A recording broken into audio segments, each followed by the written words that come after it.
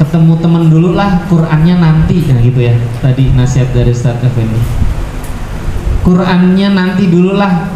Jadi menjauh dari Quran, mendekat dengan sahabat kita. Padahal sahabat kita ini mungkin sahabat yang mungkin tidak bisa menolong kita nanti di akhirat.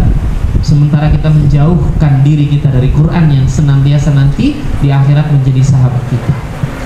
Jadi teman-teman semua bersyukur banget teman-teman yang hari ini berjuang di jalan Quran, berjuang di jalan dakwah. Mudah-mudahan jangan sampai kepleset.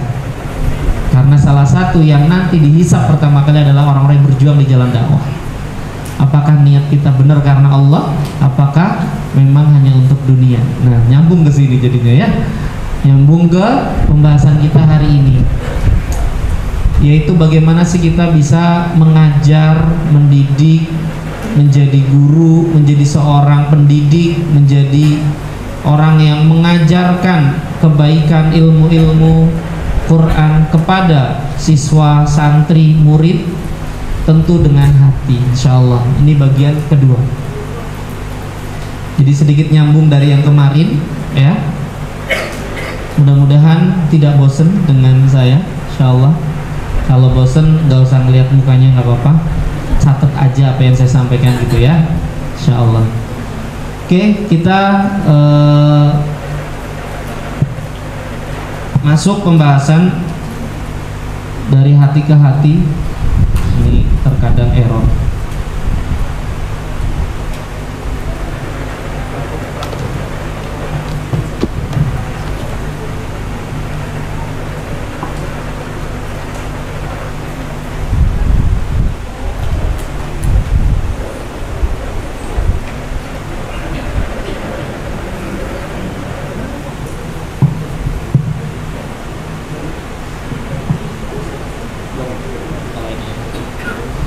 Kemarin masih ingat ada 3 niatan seseorang ketika dia bekerja, ketika dia ngajar. Yang pertama,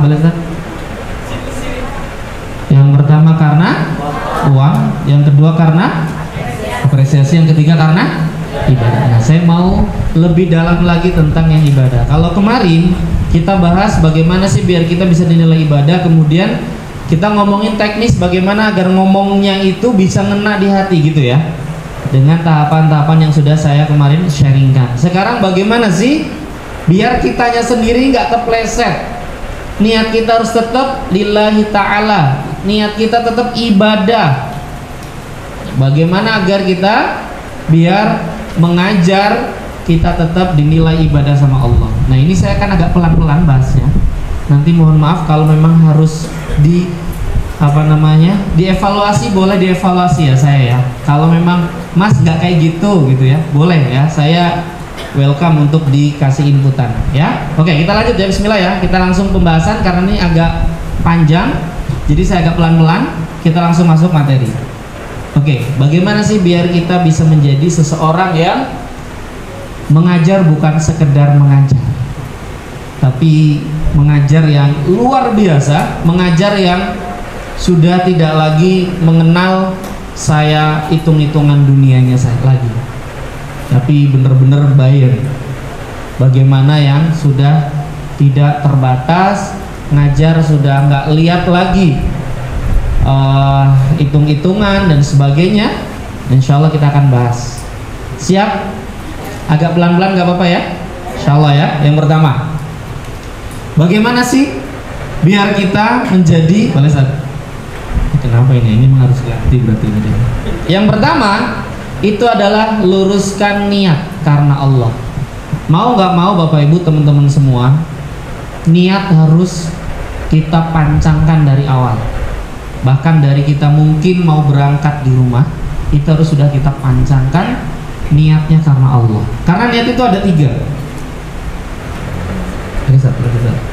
Niat itu ada 3. Yang pertama yaitu sebelum, lanjut Seth.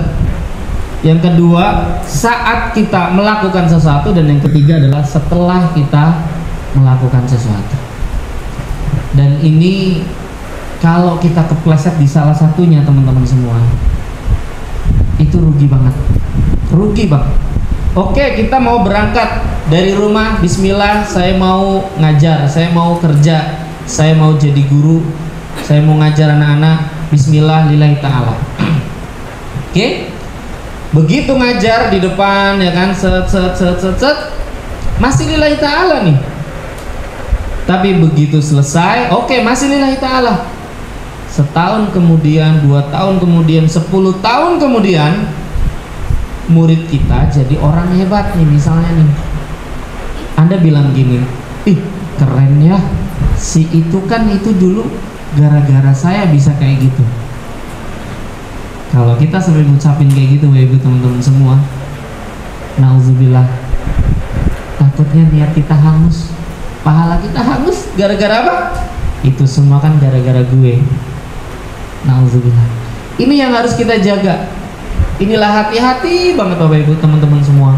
Saya itu hati-hati dengan niat. Jangan sampai niat saya di awal sudah benar, kemudian saat melakukan sesuatu itu udah benar, tapi setelah itu kemudian saya sombong. Nauzubillah, jangan sampai. Kenapa? Karena ketika kita salah niat, maka salah hasil. Beda niat, beda hasil. Makanya teman-teman semua jangan sampai salah niat, karena niat ini penting di awal, di tengah, dan di akhir. Kalau sampai kita salah teman-teman semua, rugi. Makanya jangan sampai salah. Lanjut San. Bagaimana agar kita bisa diterima sama Allah? Niat kita, niat yang ikhlas. Niat yang ikhlas itulah yang Allah terima. Beribadahlah karena Allah dengan hati yang ikhlas. Ini teman-teman saya renungin ayat ini gitu ya. Tadi pagi pas mau berangkat juga saya baca lagi ayat ini. Iya ya Allah. Kalau sampai kita nggak ikhlas teman-teman semua, kok kayaknya rugi banget gitu loh. Gini teman-teman, hunafa alillahi ghairu musyriki nabi. Beribadahlah dengan ikhlas karena Allah, tanpa mempersekutukannya. Musyrikin, yang namanya mempersekutukan itu berarti kan menandingi, betul nggak? Menyaingi atau menyamakan Allah dengan sesuatu, betul? Sekarang kalau niat kita bukan karena Allah tapi karena sesuatu, ini termasuk musyrik nggak? Syirik nggak gitu? Ya Allah, tadi serius Ustaz, saya mau berangkat, baca lagi ayat ini, saya buka lagi, astagfirullahaladzim. Kalau saya melakukan sesuatu bukan karena Allah tapi karena sesuatu, berarti saya sudah menandingi Allah dengan sesuatu. Kalau saya sudah menandingi Allah dengan sesuatu, apa kata Allah? Maka seakan-akan dia jatuh dari langit lalu disambar oleh burung. Saya bayangin aja ya, mungkin teman-teman tahu secara tafsirnya ya, tapi saya bayangin gini, jatuh dari langit, dihajar burung, terus dan diterbangkan ke angin ke tempat yang jauh. Saya gini bayangin, ya Allah, rugi banget ya kalau niat saya melakukan sesuatu bukan karena Allah. Kalau saya menyandingkan niat saya karena sesuatu, maka rugi banget. Kenapa? Itu sama arti kita sedang musyrik, kita sedang menyekutukan Allah. Na'udzubillah. Kalau musyrik, syirik, menyekutukan Allah, masuk dosa besar. Na'udzubillah. Saya renungin aja ayat ini, ya Allah, kok kayak dilempar dari pesawat, dihajar sama burung, dilempar lagi kemana? Astagfirullah. Teman-teman semua, ini bab yang sangat dasar banget, bab yang sangat remeh-temeh. Kadang ya udah sih gitu. Tapi kalau kita salah niat teman-teman semua, nggak lillahi ta'ala, sangat rugi. Maka saya mengajak teman-teman semua, sebelum melakukan, masih ingat me time, ngobrol sama Allah. Sebelum melakukan teman-teman semua, tolong ini memang kayak masa sih mas gitu, tapi bener, sebelum melakukan duduk dulu bentar gitu ya, mungkin masih di kantor ya, belum ke kelas, atau masih di rumah lah mau berangkat, duduk bentar deh. Kayak tadi tuh saya di rumah sebelum kesini, saya tadi merenung dulu, astagfirullahaladzim. Ada 3 pertanyaan yang saya jawab. Lezat. 1, apakah niat saya karena Allah? Yang kedua, apakah hanya mencari ridho Allah? Yang ketiga, apakah hanya untuk dunia? Ini teman-teman, direnungin. Ini yang namanya ngobrol sama Allah. Ini yang namanya me time. Ketika mau berangkat, bismillah ya Allah, kenapa sih saya kerja? Kenapa saya ngajar? Ini teman-teman, kalau udah dapat uainya yang kemarin tuh, nyambung ya. Uainya yang kemarin itu, teman-teman berangkat ke sini tempat ngajar itu enak banget beneran deh. Apa niatan saya untuk kerja nih? Apa niatan saya berangkat ngajar nih? Apakah karena dunia atau karena Allah? Kalau karena dunia, masih karena dunia teman-teman semua, saya saran berhenti dulu, jangan melakukan sesuatu. Mending berhenti dulu, jeda dulu, ya Allah ntar dulu deh, kayaknya saya salah niat ya, ntar dulu, bismillah. Kenapa? Karena terlalu hina. Masih ingat kemarin bahasa saya sedikit spill yang kemarin. Terlalu hina jika dunia itu dijadikan tujuan akhir dalam kehidupan kita. Terlalu hina teman-teman, serius. Dunia itu cuman di tenggorokan, nikmatnya itu di tenggorokan, cuman 10 cm. Setelah itu semuanya sama. Apalagi kalau teman-teman sudah pernah ngerasain di titik, aku udah pernah kok di titik itu gitu. Itu kayaknya ngelihat dunia udah gitu, biasa aja gitu. Terlalu hina teman-teman, serius. Kalau semuanya dikonversikan dengan dunia, terlalu hina. Sayang banget kalau semuanya itu harus dikonversikan dengan dunia. Saya ngajar, oke. Terus saya dapat dunianya apa? Terlalu sempit teman-teman semua. Tadi saya boleh motif yang tadi saat event itu, bahwa kita ini termasuk orang-orang yang beruntung hari ini, yang sedang berjuang di jalan Allah, yang sedang mengajarkan Al-Quran. Maka ketika kita sedang mengajarkan Al-Quran tapi kita konversikan dengan dunia, terlalu hina. Takut teman-teman, kalau saya sih kayak takut banget itu. Mendingan dilurusin aja niat kita, lillahi ta'ala. Ikhlas itu bukan tentang dia kelihatan ikhlas nggak ikhlas, enggak. Ini urusan kita dengan Allah.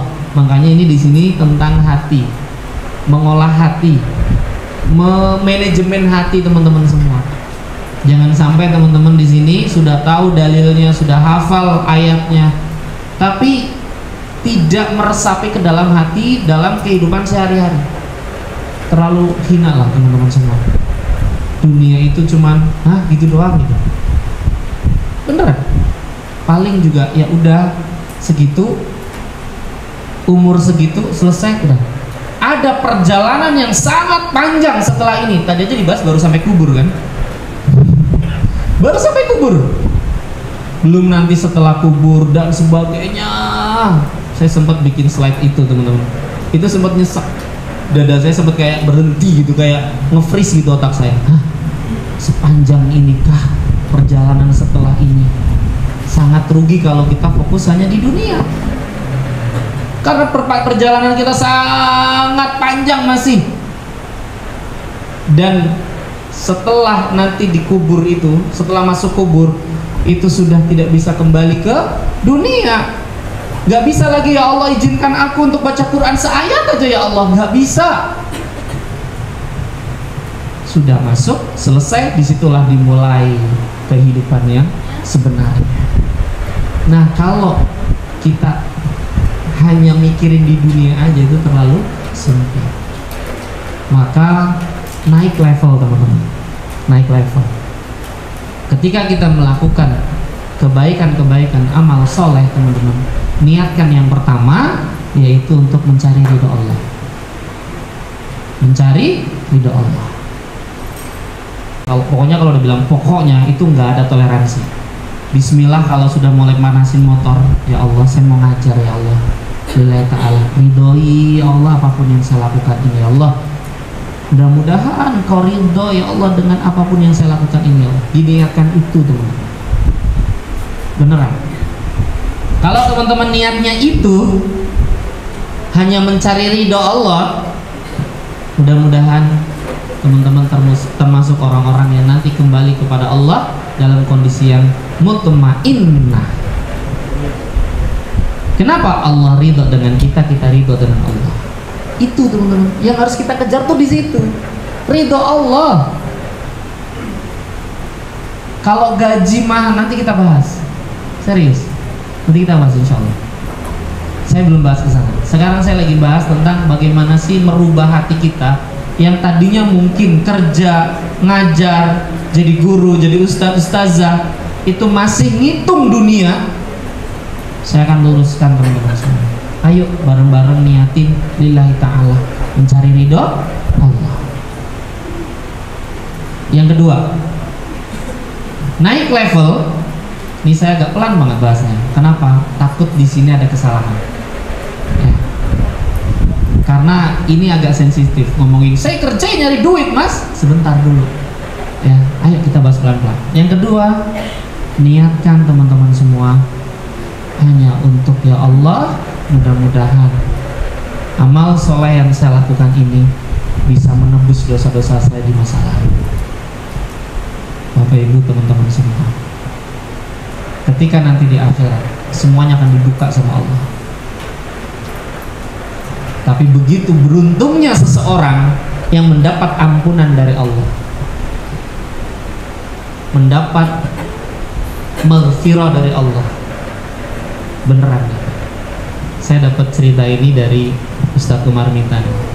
Nanti di akhirat itu ada dua orang, ada dua kelompok. Kelompok yang pertama nanti ketika di akhirat dosanya dibuka semua sama Allah. Yang pertama, dia udah taubat, dia udah minta ampun sama Allah, pokoknya dia udah bertaubat sepenuhnya lah, pokoknya taubatan nasuh. Begitu di hadapan Allah, dosanya dibuka sama Allah, dia mengakui, iya ya Allah, aku dulu melakukan ini ya Allah. Oke, tapi itu semua aku udah taubat ya Allah, dan taubatnya diterima sama Allah. Baik, kalau begitu saya hapuskan itu dosanya, kamu masuk surga. Jadi tetap dibuka aibnya di hadapan Allah, tapi tidak di hadapan orang lain. Dan itu semua diputihkan sama Allah, kemudian masuk ke surganya Allah. Orang yang kedua, ada yang dibuka sama Allah, kemudian dia dibukanya di hadapan banyak manusia. Saking malunya si orang ini, akhirnya dia ngomong ke Allah gini, ya Allah, daripada saya malu ya Allah menanggung ini semua ya Allah, mending lemparkan saya ke neraka ya Allah. Akhirnya dia minta dilemparkan ke neraka. Nauzubillah. Saking malunya dibuka aibnya di hadapan Allah. Makanya salah satu doa saya sekarang semenjak saya dapat materi itu, saya cuman gini, ya Allah, tutup aib-aib saya selama-lamanya ya Allah, baik di dunia maupun di akhirat ya Allah. Ya Allah, mudah-mudahan apapun yang saya lakukan ini ya Allah mampu menggugurkan dosa-dosa saya di masa lalu ya Allah. Even itu adalah sesuatu yang sangat remeh-temeh, itu adalah sebuah kesusahan dari Allah untuk diri kita, mintalah sama Allah, ya Allah mudah-mudahan kesusahan ini ya Allah mampu menggugurkan dosa-dosa saya ya Allah. Sekarang doa saya itu teman-teman. Misal gitu ya, misal kena apapun lah, ada kesusahan dalam hidup kita, saya cuma doa gini, ya Allah mudah-mudahan kesusahan ini ya Allah bisa mengampuni dosa-dosa saya. Karena diantara kita kan yang tahu aib kita diri kita sendiri kan. Mungkin teman-teman kalau tahu aib saya, teman-teman nggak akan dengerin kata saya, nggak akan, mungkin teman-teman bakalan pulang gitu. Kenapa? Dosa saya banyak. Inilah salah satu alasan saya tetap berjalan di jalan dakwah ini. Saya pernah mau berhenti teman-teman dari jalan dakwah ini. Saya konsultasi ke Ustaz saya, Ustaz, kok kayaknya saya nggak pantas, nggak layak. Kenapa? Saya ngaku saya banyak dosa, kayak nggak layak gitu saya menyampaikan sesuatu gitu. Saya bilang gini, Mas Kis, terus kalau antum berhenti, terus antum mati sekarang gitu, kira-kira yang mau diserahkan ke Allah di hadapan Allah itu apa? Amalan apa? Iya Ustaz ya. Nah, maksud aneh gini Ustaz, Mas Kis, antum terus berjuang di jalan dakwah, jagain niat antum lillahi ta'ala. Diterima gak diterima itu urusan Allah, yang terpenting niat antum tuh lillahi ta'ala. Karena bisa jadi dari ratusan orang, ribuan orang, ada satu orang yang berubah, wasilahnya ilmu antum itu, bisa jadi kebaikan itulah yang akan nanti menyelamatkan antum di akhirat. Saya termenung teman-teman, serius, saya pernah jeda setahun nggak mau ngisi, nggak mau muncul, nggak mau, pokoknya saya nggak mau. Setahun saya masuk Gua Hiro. Saya apa namanya, ya mengistilahkan saya masuk Gua Hiro. Saya ngaku ya Allah banyak dosa, saya Allah nggak pantas banget, nggak layak banget, bla bla bla gitu. Ketemulah Ustadz, dinasehati, baik Ustadz, insya Allah saya akan maju lagi, tapi nanti Ustadz ya, tunggu hati saya tetap benar-benar kuat. Ternyata setelah keluar dari Gua Hiro, ada satu kalimat yang membuat saya bisa muncul lagi, yaitu apa? I am nothing. Aku bukan siapa-siapa. Nah, kalimat itulah yang akhirnya menjadikan saya itu kuat. Yang tadinya aduh takut karena aku banyak dosa dan sebagainya, akhirnya gini, oke, aku banyak dosa, tapi mudah-mudahan yang saya lakukan ini bisa ngampunin dosa saya. Itu terus yang saya lakukan. Saya berjalan kemana, terbang kemana. Ya Allah, mudah-mudahan perjalanan ini ya Allah, mudah-mudahan Kau jadikan pelipur dosa-dosa saya di masa lalu. Akhirnya saya nggak ngitung teman-teman, beneran. Jadi terlalu hina teman-teman semua kalau amal soleh kita dikonversikan selalu dengan dunia. Terlalu hina. Oke? Halo? Kok jadi diem? Mikir ya. Terakhir, teman-teman semuanya rahmati Allah, kebahagiaan yang paling hakiki itu adalah ketika ketemu wajah Allah. Saya kalau udah ngomong ini kadang nggak kuat, serius. Apa sih tujuan kita hidup pada akhirnya? Masuk surga. Kalau masuk surga nggak ketemu Allah, bahagia nggak? Pada akhirnya teman-teman, kebahagiaan kita yang hakiki itu adalah ketika ketemu Allah. Maka niatkan teman-teman semua, melakukan apapun, ya Allah, aku pengen ketemu Engkau saja ya Allah. Apapun nanti yang terjadi dalam hidup saya ya Allah, mudah-mudahan Engkau ridho, Kau ampuni dosa saya, dan mudah-mudahan Engkau pertemukan aku denganmu ya Allah, dan kekasihmu ya Allah, Rasulullah Sallallahu Alaihi Wasallam. Inilah teman-teman semua, naik level. Mas, boleh nggak saya niatnya untuk konversikan dunia? Monggo, silakan. Tapi di sini saya mengajak naik level. Mungkin itu level-levelnya yang masih, mohon maaf ya, yang jadi karyawan biasa. Level-level karyawan yang oke, saya kerja, ya udah dapat duit, dapat tunjangan dan sebagainya, monggo silakan.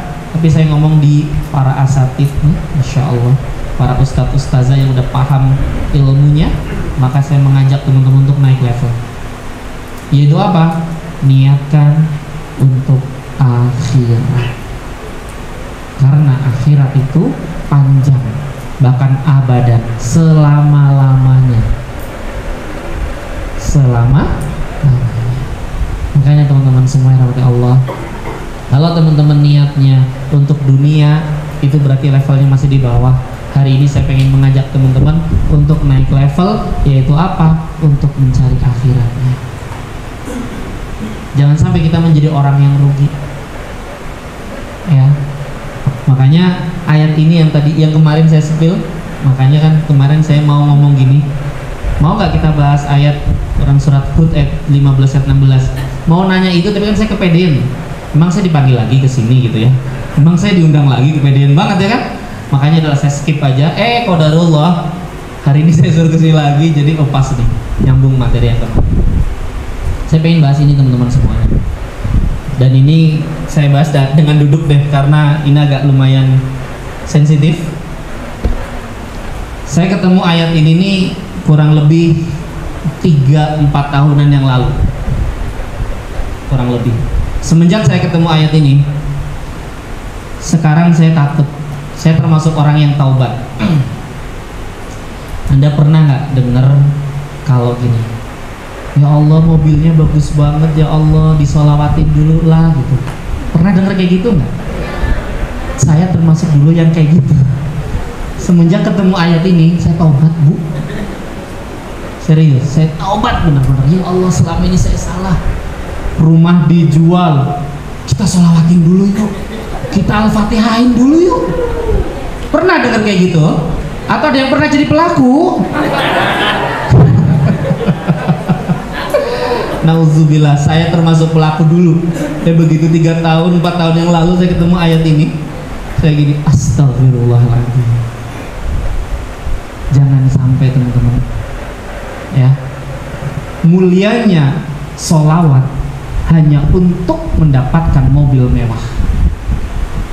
Mulianya Al-Fatihah hanya untuk mendapatkan rumah. Terus Mas gimana dong? Silahkan Anda sholat, selesai sholat berdoa minta rumah, minta mobil, boleh.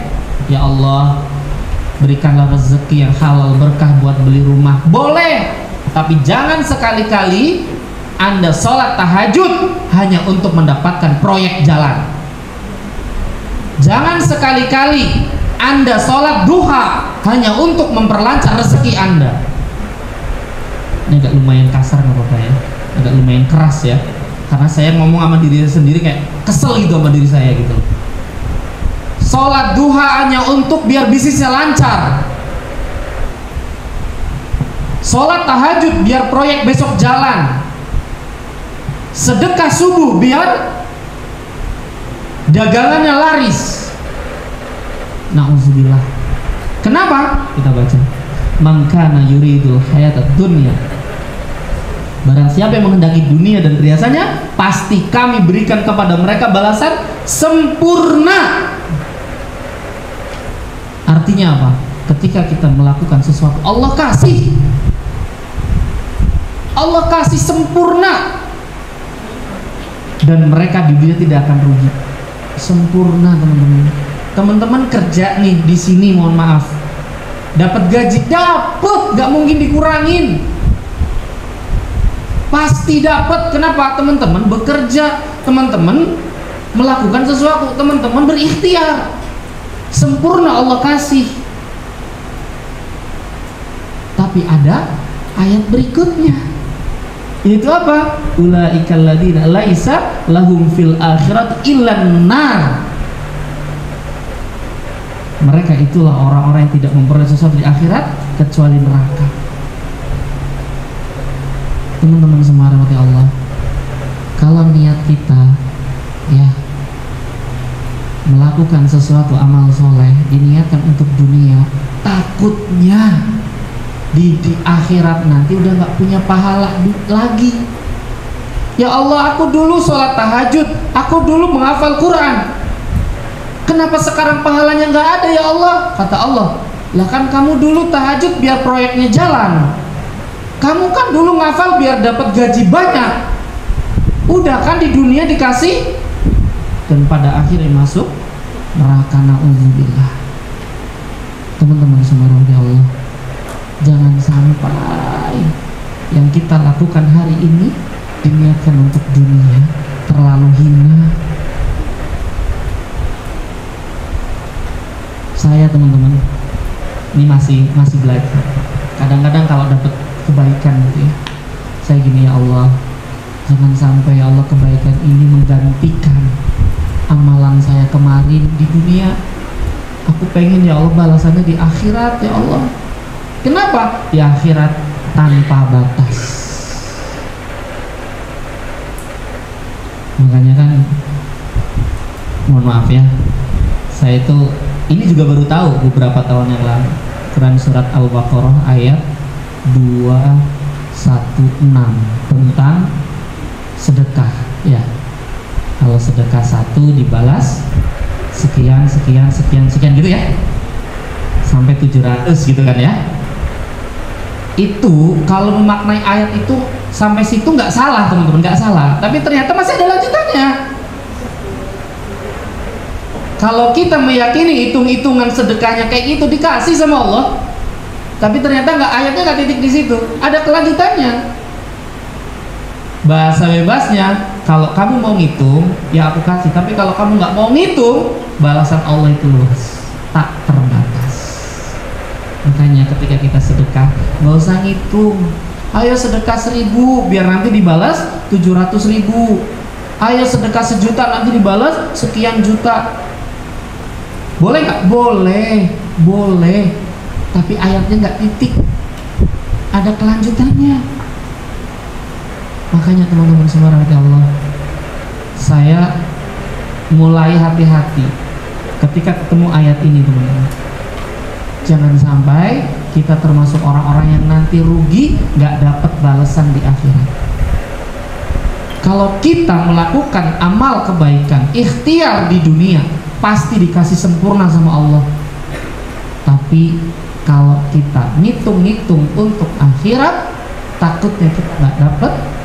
Nanti ngitung-ngitung di dunia, takutnya nanti di akhirat nggak dapat amalannya, pahalanya, rugi. Oke?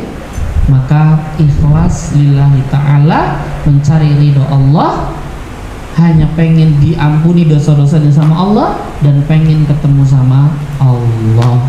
Selebihnya terserah Allah, Allah pasti akan kasih yang terbaik untuk kita. Nanti kita akan bahas setelah itu. Kita lihat video dulu ya, coba. Mari kita buka ikhwan, atau 2 ayat yang paling banyak membuat para sahabat nangis. Apa 2 ayat yang paling banyak membuat para sahabat nangis Ustaz? Yaitu surat Hud ayat 15 dan 16. Dibuka semuanya.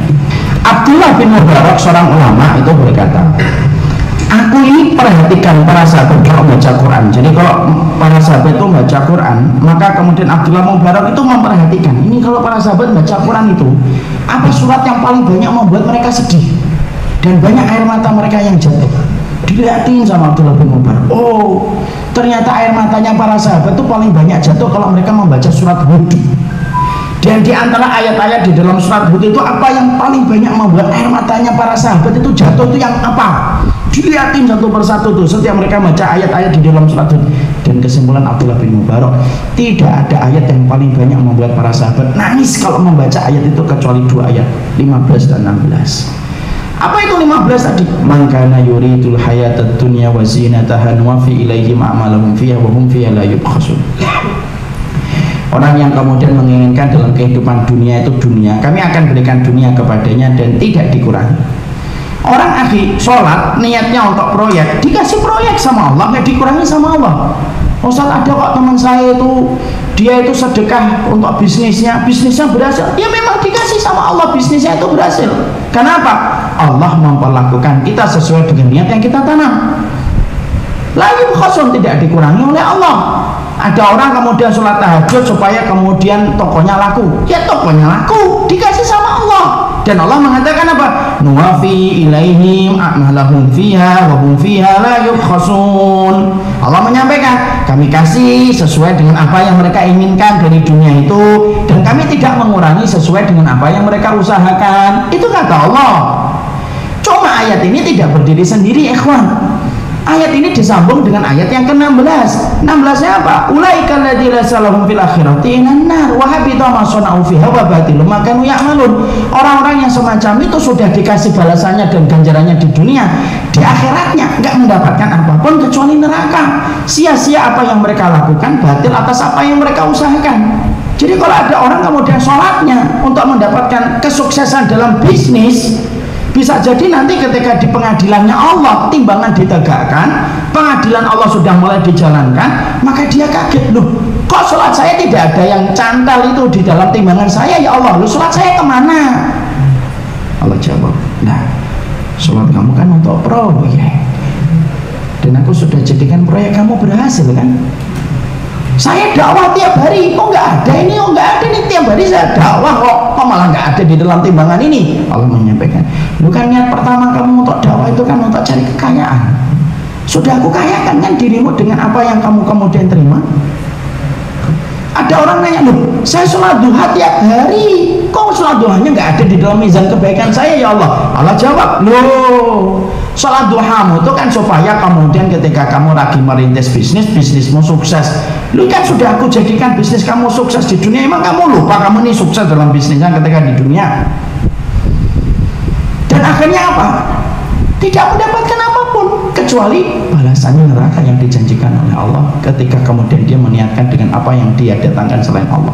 Allah itu berinteraksi sesuai dengan niat yang kita tanam, ikhwan. Kalau saya dakwahnya niat pertama saya adalah untuk kemudian kekayaan, ya dikasih kekayaan sama Allah. Kalau antum kemudian puasa sunnah, antum sholat tahajud dan lainnya itu supaya kemudian antum mendapatkan sekeping dari kenikmatan dunia, dikasih sama Allah. Tapi ingat ya, di akhiratnya nggak dapat apa-apa. Kenapa? Sudah disegerakan oleh Allah di dunia. Makanya sampai-sampai para sahabat Nabi itu kalau makan kurma, ini sering saya ulang-ulang, para sahabat Nabi itu kalau makan kurma nangis. Kalau ditanya kenapa nangis, dua sebab. Satu, karena kurma kami lebih gede daripada kurma yang dimakan Rasul. Dua, karena mereka khawatir, ya Allah jangan-jangan balasan ibadah kami itu sudah Allah kasih dengan kurma-kurma enak yang kami nikmati ketika di dunia. Jangan-jangan di akhiratnya sudah tidak ada lagi balasan. Itu para sahabat itu saking sensitifnya sama cinta akhirat itu sampai perkara kecil itu dipikirkan mendalam oleh mereka. Dan saya ingatkan ikhwan, kalaupun antum meniatkan ibadah ini untuk akhirat, pasti dapat kok dunia itu. Kenapa gitu Ustaz? Karena properti akhirat itu harganya tidak terbatas, luar biasa mahal. Kalau yang mahal aja antum dapat, apalagi properti dunia yang harganya recehan dibandingkan dengan kenikmatan akhirat, yaitu surga.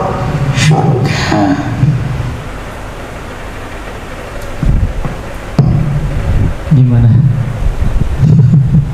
Kalau saya sih gara-gara saya ikut kajian ini ya, akhirnya saya ketampar ya 3-4 tahunan yang lalu lah. Ya Allah, baru nyadar gitu ya. Terus Mas, berarti kita nggak boleh minta sama Allah, boleh dengan berdoa ya.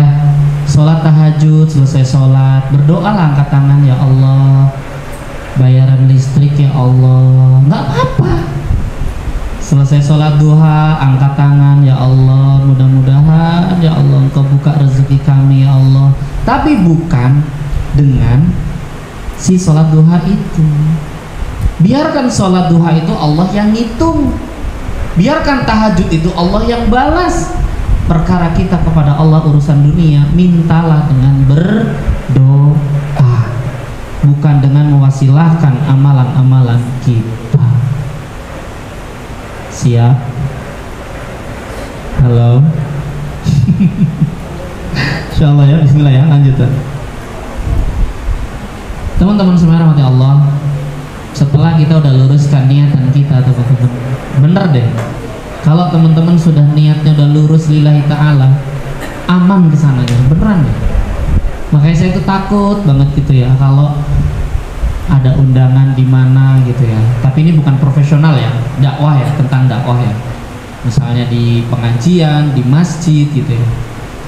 Saya paling takut kalau ditanya, Mas Kis, fee-nya berapa sih kalau undang Mas Kis? Saya paling takut kalau jawab. Kenapa? Saya takut banget, tipis banget, jangan sampai niat saya itu kepleset. Tapi kalau dipanggil perusahaan, Mas kita mau undang Mas Kis di perusahaan agar perusahaan ini makin begini, oh saya berani ngasih angka. Kenapa? Profesional dunianya. Tapi kalau sudah dakwah, menyebarkan ayat-ayat Allah, mengajak orang pada kebaikan di dalam majelis ilmu, saya agak takut gitu teman-teman. Kalau saya sampai mengeluarkan kata-kata harus segini ya Pak, harus begini ya Pak gitu, saya paling takut gitu. Makanya terus gimana dong? Kalau ada kasnya ganti aja Grab saya PP gitu. Kalau ada lebih silakan tambahkan sedekah untuk saya. Kalau enggak apa-apa. Soalnya gitu. Kenapa saya takut jangan sampai nanti di hadapan Allah, lah kan kamu dakwah buat memperkaya diri. kan udah dikayakan di dunia. Astagfirullahaladzim. Oke? Satu, niatnya harus benar. Siap? Setiap detik kita harus perbaiki niatnya ya, jangan salah ya. Yang kedua, amanah dan profesional. Ini tentang hukum keseimbangan teman-teman. Gini, di dunia ini semuanya itu sempurna diseimbangkan sama Allah. Ada siang, ada malam, ada bulan, ada matahari, ada laki-laki, ada perempuan, ada hitam, ada putih. Anda bekerja, pasti Allah kasih. Gak mungkin enggak. Gak mungkin enggak, demi Allah. Anda melakukan sesuatu, pasti ada balasan dari Allah. Itu kaidahnya kayak gitu. Jadi nggak usah khawatir. Ketika teman-teman di sini melakukan sesuatu di sini, pegang amanah dan profesional. Amanah saya sebagai pendakwah, profesional saya sebagai mungkin guru di sekolahan ini misalnya. Dan Anda nggak usah khawatir, Allah akan kasih. Tapi kebalikannya teman-teman, kalau teman-teman bekerja di sebuah perusahaan, ya, misalnya Anda males-malesan, misal nih ya, Anda males-malesan, tapi gajinya gede 10 juta misalnya begitu ya. Padahal dari kinerja Anda cukup digaji misal 4 juta, masih ada selisih berapa? 6 juta. Nah 6 juta itu Allah melihat itu bukan hak Anda, nanti Allah akan ambil dengan cara-caranya Allah. Entah dibikinlah ban motornya kempes, dibikin anaknya sakit, dibikin kita sakit, atau ketipu dan sebagainya. Intinya kalau itu bukan hak Anda, Allah lihat, maka itu akan diambil sama Allah. Sebaliknya, Anda misalnya bekerja di sebuah perusahaan, rajin banget, profesional, amanah, oke? Tapi kok dapatnya, mohon maaf, kayaknya nggak sepadan dengan perjuangan Anda. Misal pangsnya 10 juta, tapi kok ini cuma dapat 4 juta, masih ada selisih berapa? 6 juta. 6 juta itu Bapak Ibu teman-teman semua, kalau itu menjadi hak Anda, Allah akan tunaikan. Entah dari manapun, entah bagaimanapun caranya. Kalau bahasa Purwokertonya, buh piye carane gitu pokoknya. Entah gimana ceritanya, entah gimana caranya, Allah akan penuhi hak Anda itu, yang 6 juta itu. Entah mungkin Anda mau kecelakaan, nauzubillah, nggak jadi. Rumah Anda mau dimaling, nggak jadi. Motor Anda nggak mau hilang, nggak jadi, dan sebagainya. Dilalahnya, qadarullahnya, anak Anda koyak pinter ngafalnya. Itulah nilai-nilai yang tidak mungkin kita itu, yang kadang-kadang manusiawi ngitungnya angka. Makanya teman-teman semua, mungkin Anda di lembaga ini yang tadi mungkin, ya meski saya itu kalau ngomongin kerjaan ya saya itu pegang semuanya lah, tapi secara gaji meski semua maaf saya itu masih di bawah itu, misal nih, misal. Teman-teman semua nggak usah khawatir, Allah melihat. Kalaupun mungkin di sini Anda dihargai segitu, di mata Allah nanti ada lebihannya.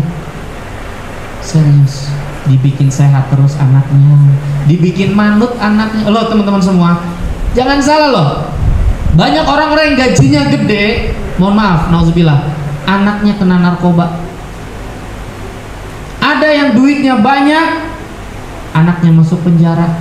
Ada yang secara jabatan semuanya dapat, tapi mohon maaf dia bermasalah dan sebagainya.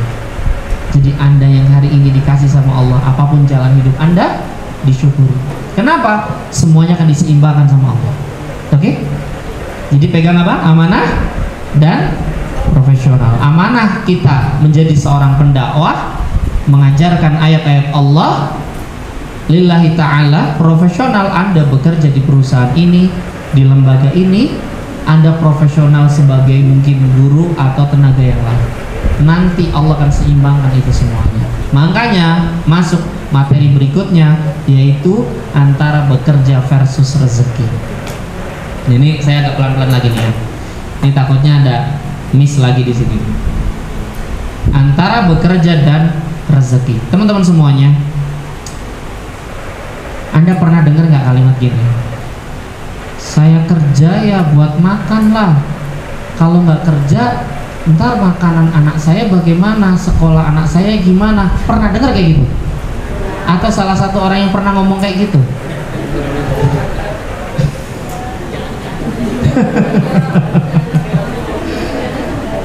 Lah saya ya kerja ini ya buat anak sekolah lah. Kalau saya nggak kerja, kalau saya nggak dagang, kalau saya nggak bisnis, kalau saya nggak jualan, anak saya gimana makannya, Mas Kif? Pernah dengar kayak gitu? Pelaku jangan-jangan. Pelan-pelan ya, pelan-pelan ya. Nanti kalau ada salah saya dikoreksi ya. Teman-teman semua rahmatullah, mohon maaf. Saya juga baru-baru tahu sih, ya 3 tahun, 4 tahun inilah. Masa-masa Covid saya tahu ini masa-masa Covid, berarti ya sekitar 5 tahun yang lalu. Saya dapat materi ini sama masa-masa Covid. Gini, yang namanya bekerja teman-teman, itu tidak ada hubungannya dengan kita bisa makan, atau kalau mau disederhanakan, ikhtiarnya kita atau bekerjanya kita tidak ada hubungannya dengan dipenuhi kebutuhan kita. Tidak ada hubungannya. Kenapa Mas Gis? Dua hal ini sesuatu yang harus kita pahami bersama. Yang pertama, kita bahas dulu bekerja. Bekerja itu adalah perintah Allah. Bekerja itu merupakan perintah Allah. Apa buktinya? Quran surat At-Taubah 105. Wa qul i'malu. Di situ ada kata-kata i'malu. Kan kalau kata teman saya, kata guru saya, i'mal itu adalah salah satu fi'il amr, kata perintah. Jadi bekerja itu adalah kata, perintah Allah. Bekerjalah kamu, bisnislah kamu, jadilah karyawanlah kamu, jadi PNS, jadi pembisnis, jadi pengusaha. Itu perintah Allah. Yaitu apa? I'malu, bekerjalah kamu. Pahami teman-teman, yang namanya bekerja itu perintah Allah. Maka kalau yang namanya perintah Allah, jatuhnya apa ya? Awal tadi ibadah. Enak teman-teman kalau kita memahami ini. Oh, kerja itu ibadah. Kerja itu seperti sholat, diperintahkan sama Allah. Oke, saya kerja, oke saya ngajar, oke saya bisnis, oke saya jadi karyawan, saya jadi pegawai. Oke, bismillah, ini perintah Allah kok. Saya lakukan karena ini ibadah. Bisa dipahami teman-teman. Bekerja itu perintah Allah. Wa qul i'malu. Maka ketika kita memahami bahwa bekerja itu diperintah sama Allah, ini turunannya menjadi ibadah, ibadah turunan lagi menjadi pahala, pahala nanti pada akhirnya ke surga ketemu Allah, mudah-mudahan. Itu teman-teman. Makanya kalau saya ngomong sama pembisnis bilang gini, di perusahaan-perusahaan bilang gini, Bapak Ibu, Anda menjalankan perusahaan ini, yaitu bisnis kan, betul. Bisnis itu bukan tentang untung rugi, tapi bisnis itu tentang surga dan neraka. Langsung gini, Mas Kis yang santai bahasnya Mas Kis. Ini enggak Pak. Saya buka ayat ini. Bapak sedang berbisnis itu perintah Allah. Karena apa? I'malu, Bapak sedang melakukan sesuatu. Jadi ketika Bapak sedang beribadah, berbisnis, maka turunannya itu ibadah, itu masuknya surga neraka. Hati-hati. Kalau Anda bekerja, Anda berbisnis, Anda menjadi pengusaha, tidak paham atau tidak aware dengan halal haram, hati-hati, neraka Pak. Serius. Makanya kita sama, kalau kita melakukannya tidak profesional, tidak amanah lillahi ta'ala, takutnya kita termasuk orang yang dihisab pertama kali masuk neraka. Na'udzubillah. Oke? Yang kedua, sekarang rezeki. Yang namanya rezeki Bapak Ibu, itu jaminan Allah. Rezeki itu jaminan Allah. Maka kalau saya balik lagi tadi, bahwa bekerja itu tidak ada hubungannya dengan makanan kita. Bekerja itu cuma jadi wasilahnya, bisnis itu jadi wasilahnya. Sedangkan makan itu bagian dari jaminan Allah. Yang namanya makan itu dijamin sama Allah, sudah pasti. Kalau itu menjadi rezeki kita, pasti Allah akan datangkan untuk kita. Bahkan kalau itu belum rezeki sekalipun, udah di depan mulut pun jatuh. Saya memahami ini, tenang teman-teman, beneran deh. Kalau itu jadi rezeki saya, nggak bakalan kemana, beneran. Tapi jangan disamakan dengan yang jomblo ya. Jodoh itu di tangan Allah. Jodoh itu kalau udah jodoh nggak kemana. Iya, tapi saingan di mana-mana. Coba ulangi. Jodoh itu nggak kemana, tapi saingan. Status nanti habis zuhur ya. Oke. Semangat ya, pejuang janur kuning ya kan. Bendera kuning, jangan. Janur kuning, pejuang janur kuning ya kan. Jadi teman-teman semua rahmati Allah, sama jodoh juga dijamin sama Allah, udah ada, tenang aja, nggak usah khawatir. Tugas kita bergerak, gitu loh, melakukan sesuatu, malu. Bisnis, jadi karyawan, jadi guru, jadi dosen, itu malu. Adapun makan anak kita, itu jaminan Allah. Maka teman-teman semua, yang namanya rezeki itu semuanya dijamin sama Allah. Kalau kita udah memahami bahwa yang namanya rezeki itu dijamin sama Allah, maka kita akan tenang kerjanya. Coba sekarang saya nanya, ada di sini yang punya anak kecil baru ya sebulan, 2 bulan, 3 bulan? Ada? Sekarang saya nanya. Hampir semua di sini ya, banyak anak-anak kecil ya Mas ya. Sekarang saya nanya, anak Anda tiap hari makan nggak Pak, Bu? Makan kan? Saya nanya, anak Anda kerja nggak? Tuh kan katanya kalau makan kerja, makan ini harus ini, betul nggak? Saya kerja itu buat makan. Anak Anda nggak kerja, kok makan? Ayo. Nah, bapaknya kerja kan? Berarti ada rezeki yang Allah titipkan kepada bapaknya untuk anak Anda.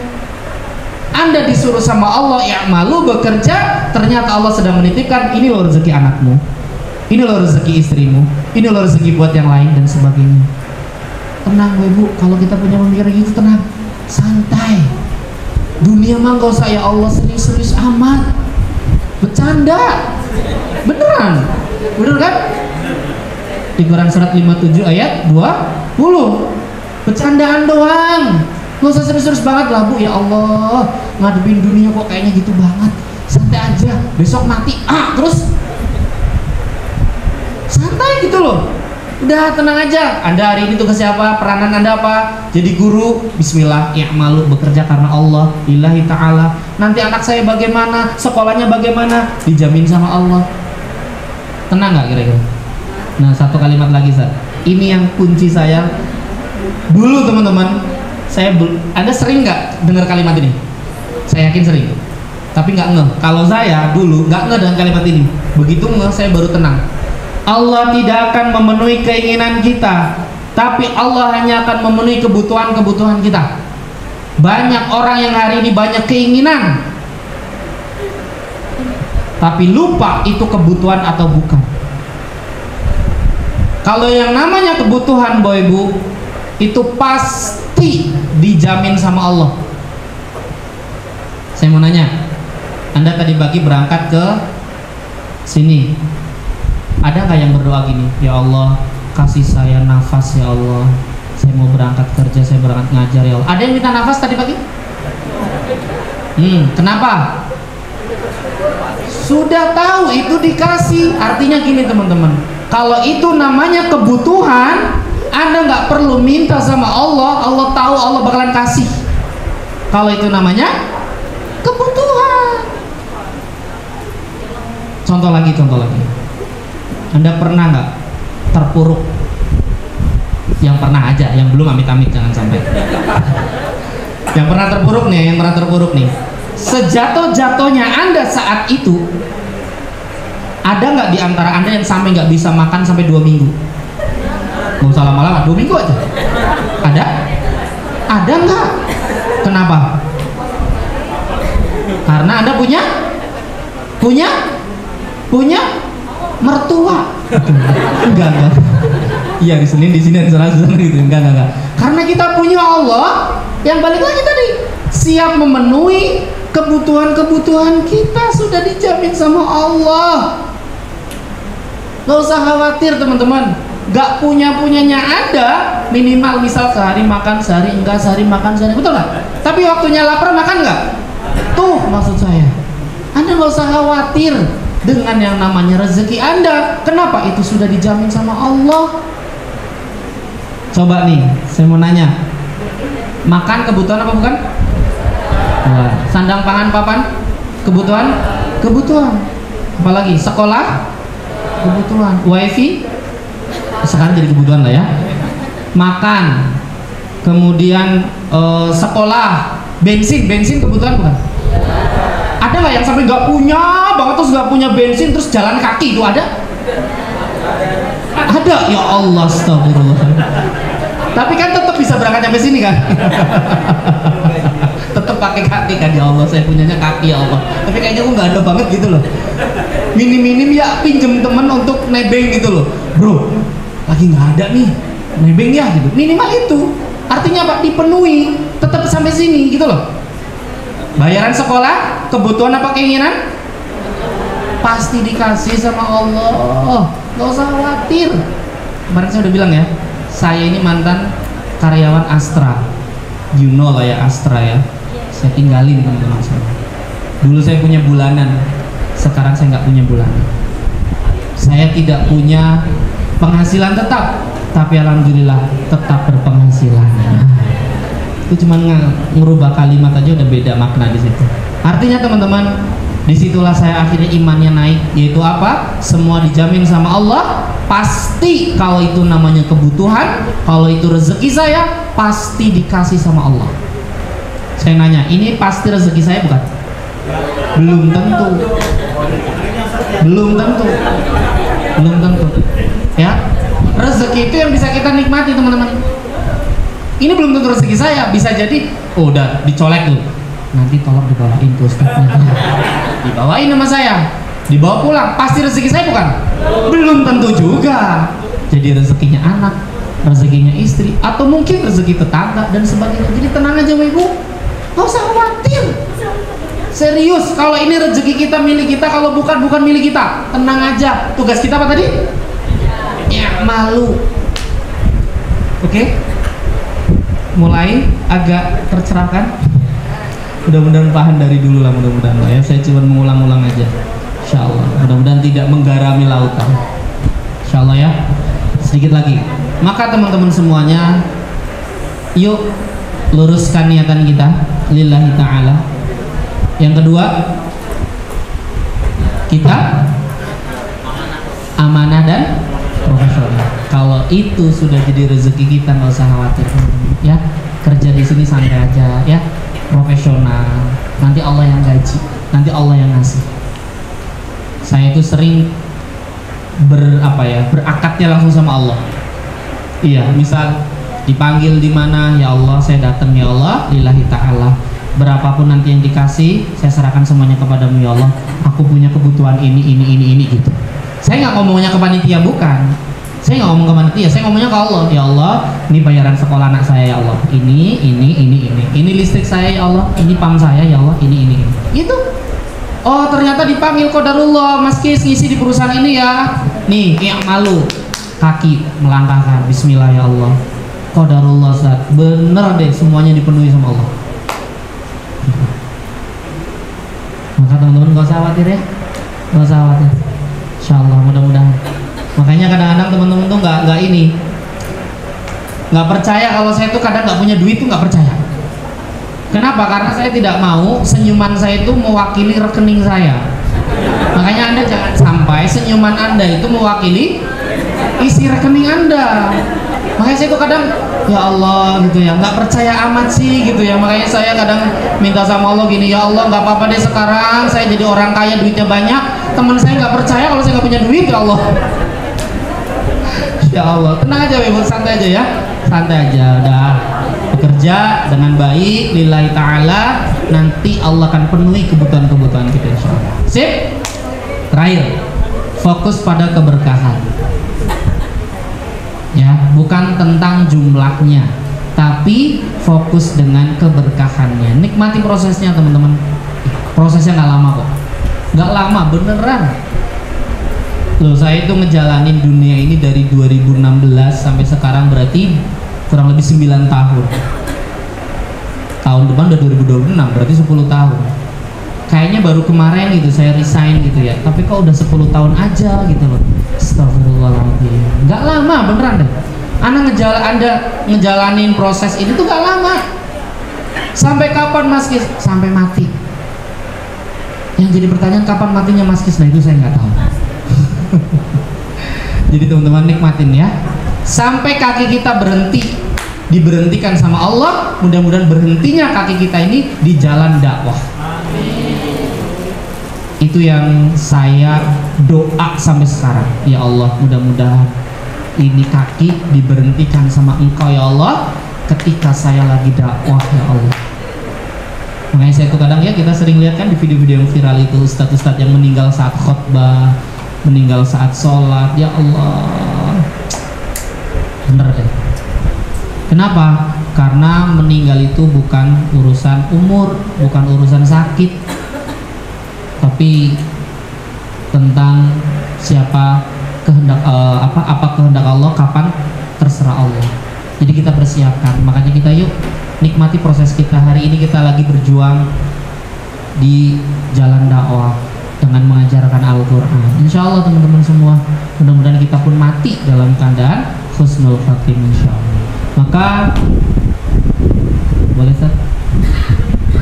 Kalau kita kerja sekedar kerja teman-teman semua, kera di hutan juga kerja ya. Kalau kita hidup hanya sekedar hidup, kera di hutan juga hidup. Kalau kerja sekedar kerja, kerbau di sawah juga kerja. Ya apa bedanya kita dengan orang yang kemarin saya bilang ya? Apa bedanya kita dengan orang, mohon maaf, yang non muslim, yang sama-sama kerja, sama-sama dapat duit? Apa bedanya kita? Kita sebagai seorang muslim, bahkan teman-teman di sini paham tentang Quran, ya harus beda dengan mereka teman-teman semua. Harus beda dengan orang-orang pada umumnya. Makanya teman-teman harus buka nih, kepalanya harus dibuka, open mind gitu ya. Saya orang pabrik teman-teman dulu, tapi saya termasuk orang yang beda dengan orang yang lain. Dari ratusan orang pabrik, saya termasuk orang yang berbeda dengan mereka. Makanya aneh gitu, makanya saya nggak cocok di dunia pabrik gitu. Kenapa? Beda, otaknya tuh beda, isi otaknya tuh beda, mindsetnya beda, cara berpikirnya beda. Nah teman-teman juga, apa bedanya Anda kerja di sini, ngajar di sini dengan orang, mohon maaf, sama-sama ngajar di sekolahan, mohon maaf, yang non muslim. Makanya saya kadang-kadang gini teman-teman, mohon maaf ya, saya itu kadang heran sama teman-teman saya yang bangga dengan sekolah di internasional gitu. Sekolah di mana? Di internasional gitu. Sekolah di mana? Oh di sini. Bahasa Inggrisnya sekian, bahasa matematikanya sekian. Saya agak lumayan, oh gitu. Kenapa ya? Kok tujuannya di situ gitu? Kenapa nggak ke akhirat? Kenapa nggak ngajarin anak fondasi pertama Qurannya dulu? Kenapa nggak ngajarin anak ngajinya dulu kayak gitu-gitu? Makanya teman-teman di sini, masya Allah, mengajarkan Quran. Ayo beda dengan yang lain. Ya, adapun dapatnya, terakhir closing. Adapun dapatnya teman-teman semua itu urusan Allah. Karena keberkahan itu bukan tentang banyak, tapi keberkahan itu adalah seberapa manfaat untuk orang lain. Ada orang yang mungkin, mohon maaf, gajinya mungkin 500.000, tapi dia bisa sedekah.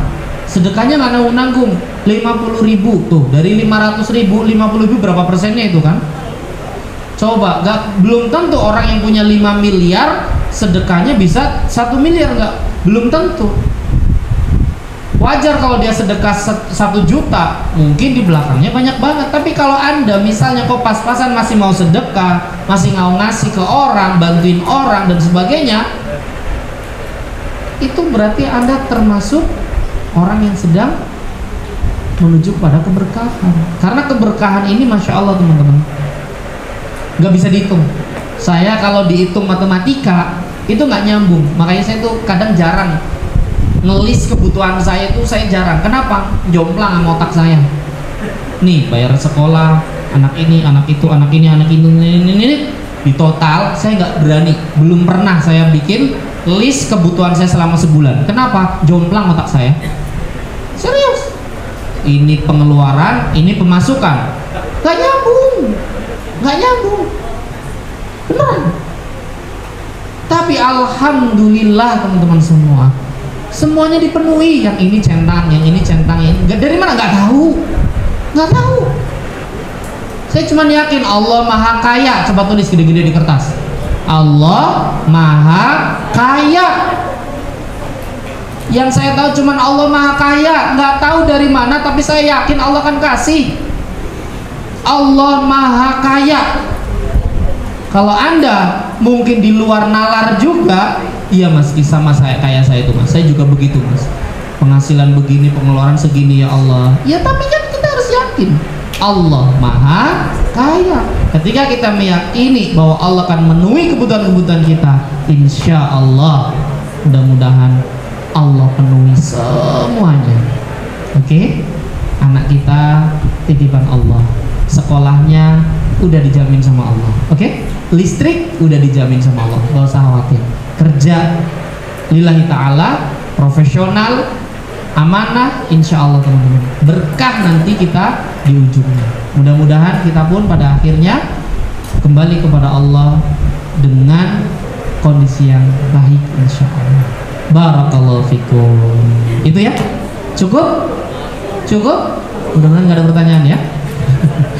Terima kasih teman-teman semua. Ini episode yang kedua, mudah-mudahan tidak bosen ya. Mudah-mudahan ada kebaikan-kebaikan tentunya. Mungkin teman-teman udah pernah dengar materi ini, tapi mudah-mudahan bisa menjadi reminder. Kan murojaah itu kan penting ya.